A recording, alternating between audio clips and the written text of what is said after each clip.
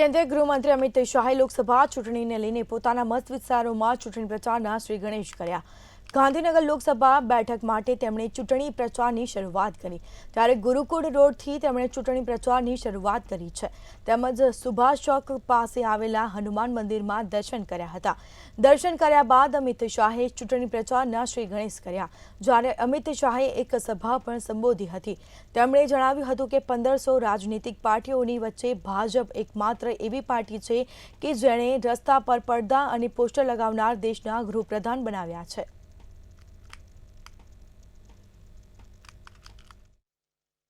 कि Bharatiya Janata party cadre base party तरीके समग्र विश्व में एनी नामना है।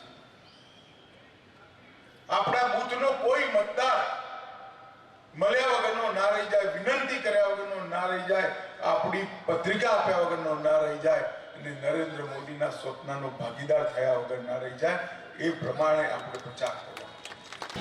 અમિતભાઈ એક જાગૃત પ્રહરી છે।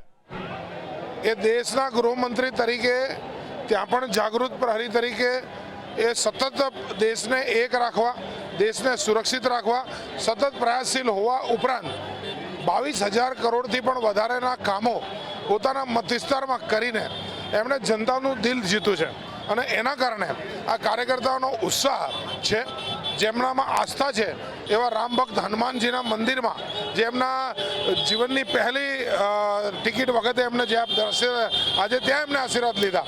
ગાંધીનગર લોકસભાની ચૂંટણીનો પ્રચાર આજે પ્રારંભ થઈ ચૂક્યો છે અને ગાંધીનગર લોકસભાથી અમિત શાહ જે છે તેમને ઉમેદવાર ભારતીય જનતા પાર્ટીમાંથી કરવામાં આવ્યો હતો અને ત્યારબાદ આજે જે છે તેમને ચૂંટણી પ્રચાર માટે ભીડભંજન મંદિર ખાતે જે છે તેમને દર્શન કરીને ગુરુકુલ ખાતે છે પ્રારંભ કરી દીધો છે।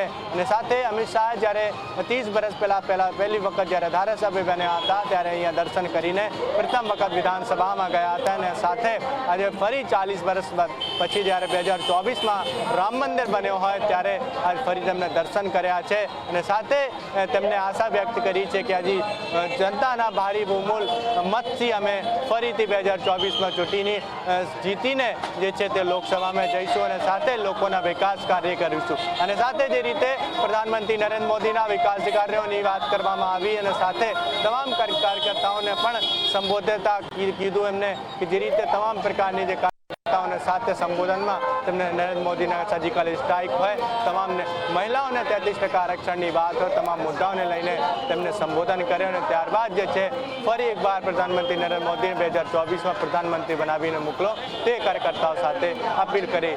કેમેરામેન ઓમ પટેલના સાથે શિવાંશુ સિંહ, મંતવ્ય ન્યૂઝ, અમદાવાદ।